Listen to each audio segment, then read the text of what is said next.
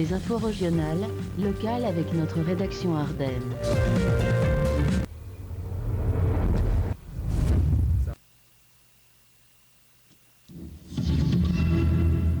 Vous êtes sur RCI, toute info, l'actu en permanence avec RCI. Dans quelques instants, les dernières informations.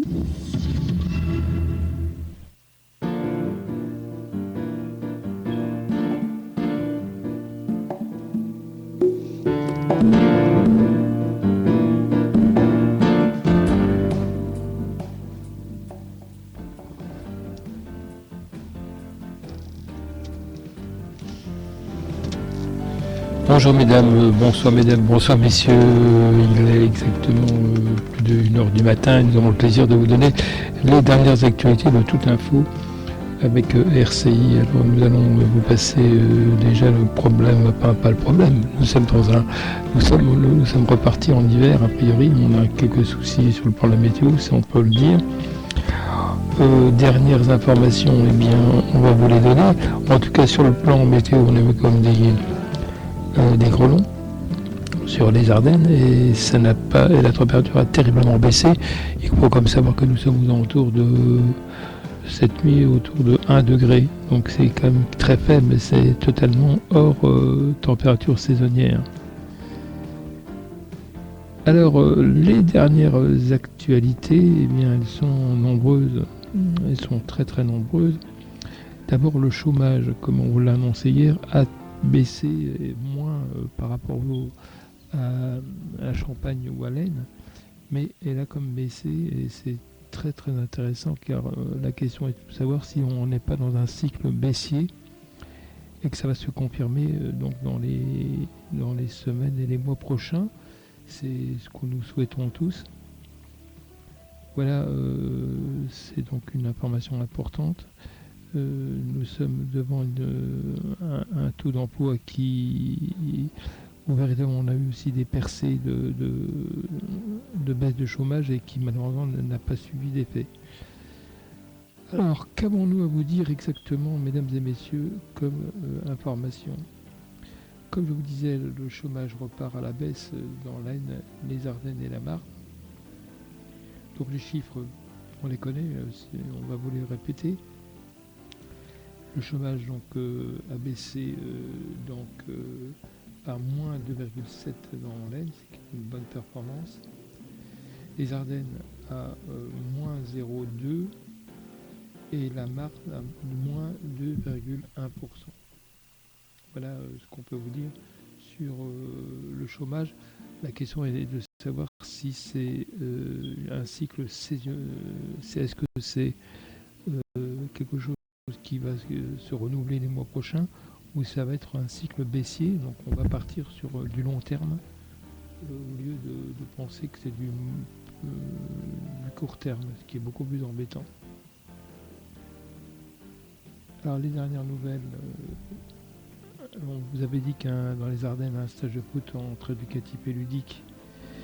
C'est le podcast de journal qui nous le dit, donc ça s'est passé exactement.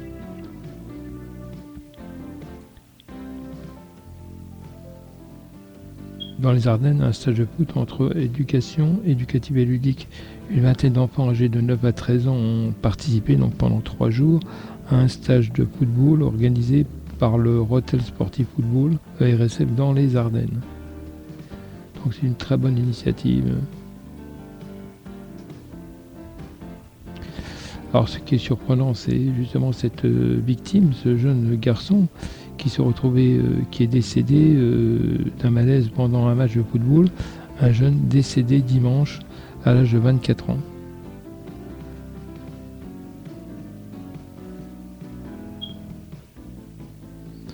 Alors comme autre article que nous aurions à vous communiquer, on nous parle donc de Chaux Village, donc c'est quelque chose d'assez particulier. Chaux qui est un village numérique a été créé. Alors les chroniques Ardennes françaises mystérieuses, sacrées et insolites sont inspirées de l'ouvrage et des missions de Pierre Guelf aux éditions Jourdan à la RTBF et TV5 Monde Ardennes mystérieuse, insolite et sacrée, musique et générique, le réveil ardennais. Outre tristement sur le plan écologique, centrale nucléaire célèbre mise en service en 1967, à laquelle furent ajoutées d'autres centrales, un imposant pont sur Meuse, une sculpture monumentale Prométhée. Chaux porte l'appellation officielle de village numérique, à savoir Chaux s'inscrit résolument dans la dynamique des nouveaux usagers de la NTIC, nouvelle technologie de l'information et de la communication, initiée sur d'autres territoires et porte comme conviction que l'expérimentation de territoires nouveaux apporte un contrepoids au discours théorique sur l'aménagement du territoire. À Chaux numérique, il est donc question de salles équipées d'ordinateurs à la disposition des habitants, d'un atelier de numérisation, d'un atelier de mémoire et mémoire collective regroupés sur Internet, d'adresses électroniques pour chaque habitant, du réseau câblé de télévision raccordé à 100%. De très très bonne initiative. Eh bien, ça se passe à Chaux. Voilà, donc on n'a pas beaucoup d'informations à ce moment-là. Il est quelle heure ?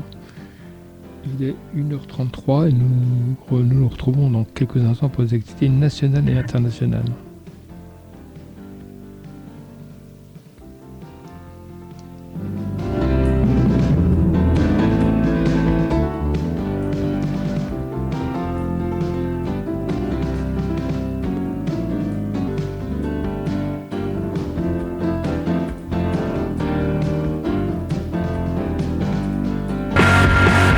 En direct de notre rédaction, les dernières actualités.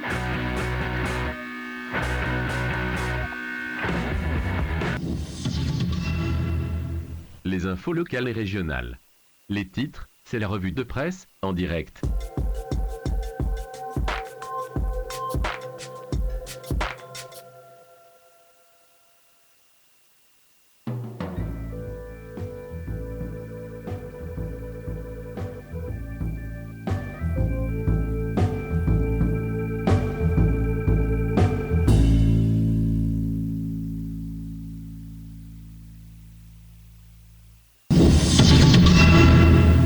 Les infos locales et régionales.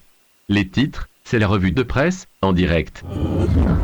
Le direct avec RCI TV Info également en radio, toujours pour vous informer.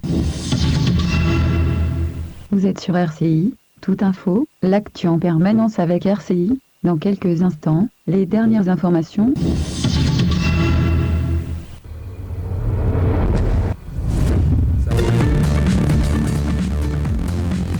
Les infos nationales avec notre rédaction nationale. Ban Ki-moon au Parlement autrichien. Lors d'un discours ce matin, le secrétaire général des Nations Unies s'est dit préoccupé par l'adoption en Europe de politiques de plus en plus restrictives concernant les migrants. Hier, le Parlement autrichien a adopté une loi qui prévoit la possibilité de décréter un état d'urgence migratoire, supprimant quasiment le droit d'asile. Cette loi permettra dans certaines circonstances de bloquer les migrants aux frontières, y compris les Syriens et les Irakiens, sans même leur accorder la possibilité de formuler une demande d'asile. La nouvelle loi limite aussi à 3 ans l'octroi initial du droit d'asile. Elle restreint le regroupement familial pour les bénéficiaires de la protection subsidiaire, en grande majorité des Afghans. L'Autriche, située au croisement des deux principales routes migratoires en Europe via les Balkans et via l'Italie, a accueilli 90 000 réfugiés en 2015, soit plus de 1% de sa population. L'envoyé spécial de l'ONU sur la Syrie, Staffan de Mistura, souhaite poursuivre les négociations de paix intersyriennes qui se sont achevées hier sans résultat, mais à une condition. Le cessez-le-feu doit d'abord être rétabli en Syrie, où les combats ont tué une personne toutes les 25 minutes ces derniers jours. Il a lancé un appel dans ce sens à la Russie et aux États-Unis. La prochaine session de pourparlers va avoir lieu parce que nous en avons besoin. Mais soyons francs, ils auront un sens uniquement si et quand la cessation des hostilités sera revenue à son niveau observé en février et mars. Transféré en France, Salah Abdeslam, le seul survivant du commando djihadiste qui a fait 130 morts et des centaines de blessés à Paris en novembre dernier, a été inculpé par un juge français, notamment d'assassinat à caractère terroriste. Il a été incarcéré et placé à l'isolement total dans une cellule équipée d'un dispositif de vidéosurveillance à Fleury-Mérogis, la plus grande prison d'Europe au sud de Paris. Sa première audition est prévue le 20 mai, mais la procédure sera longue. L'avocat au barreau de Paris, Stéphane de Navassel.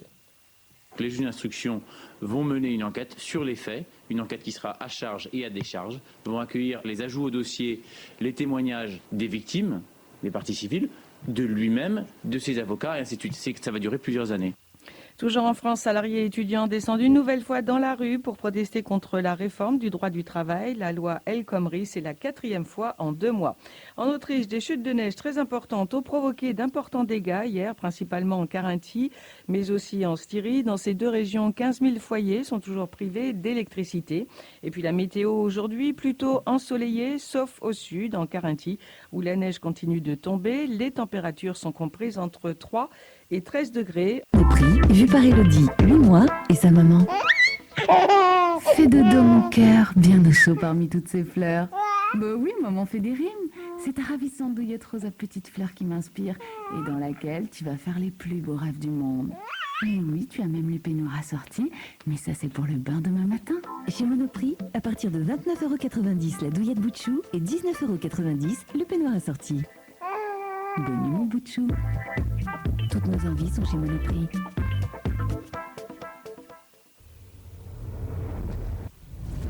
L'inforoute avec le club Entreprendre. Votre recherche d'invest. Autoroute Info, il est 2h. Roald Bilbo. Merci d'être avec nous et on se retrouve pour un nouveau tour d'horizon des conditions de circulation. Cette nuit, pas de difficultés majeures à vous signaler, un accident ou incident gênant, quelle que soit la direction suivie, ça se passe bien. Notamment du côté de l'autoroute A6 entre Paris et Lyon, sur la 31 également entre Beaune et Nancy. Alors des zones de travaux tout de même en région lyonnaise, la fermeture du boulevard périphérique nord dans les 2 sens entre la porte de la Doua et la jonction avec la 6, réouverture prévue vers 6h ce matin. Et puis, si vous allez en Italie, un alternat de circulation sous le tunnel du Fréjus, tout au bout de la 43 de la Maurienne en Savoie, fin de l'alternat entre 5 et 6 heures. La météo avec un temps plutôt calme, quelques passages nuageux tout de même, sans conséquence, et des températures franchement assez basses cette nuit, pas plus de 4 degrés.